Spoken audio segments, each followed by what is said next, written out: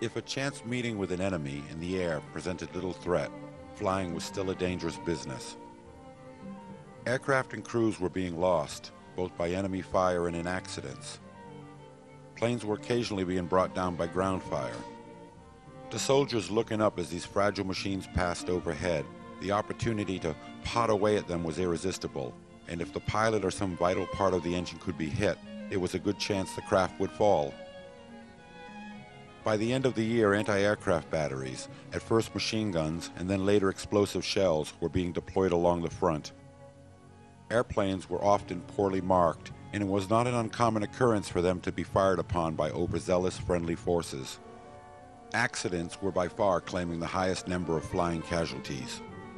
Virtually all the aircraft serving were of pre-war designs, and the rigors of daily flying rapidly began to take its toll on these flimsy machines.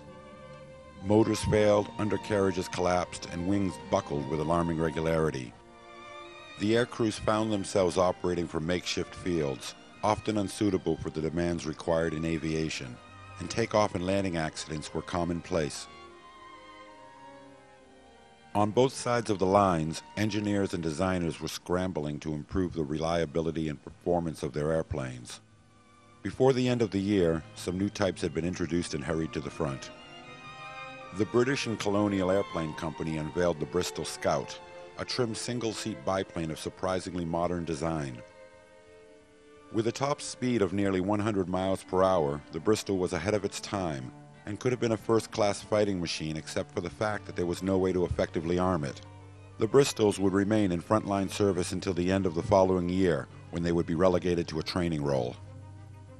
The German aircraft makers offered improved versions of their Albatros, Aviatik, DFW, and Rumpler two-seaters, while the French were able to introduce more advanced models of their Farmans and Voisins.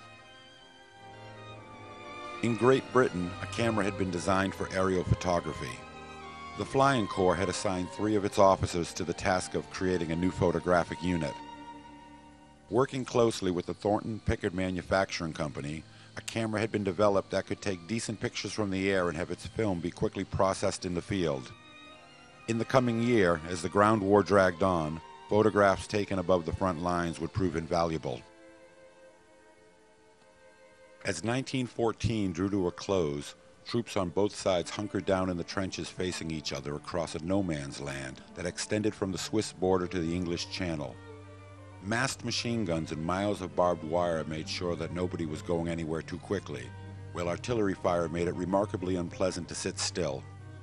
During that first dreadful winter of the war, more soldiers in the trenches would die by pneumonia than by bullets or bombs. While the Western Front lay frozen and under snow, the generals occupied themselves with drafting plans for springtime offensives. Everyone seemed resolved to the fact that the war would continue for another year, and so it was that 1915 would see some of the bloodiest fighting in the history of mankind.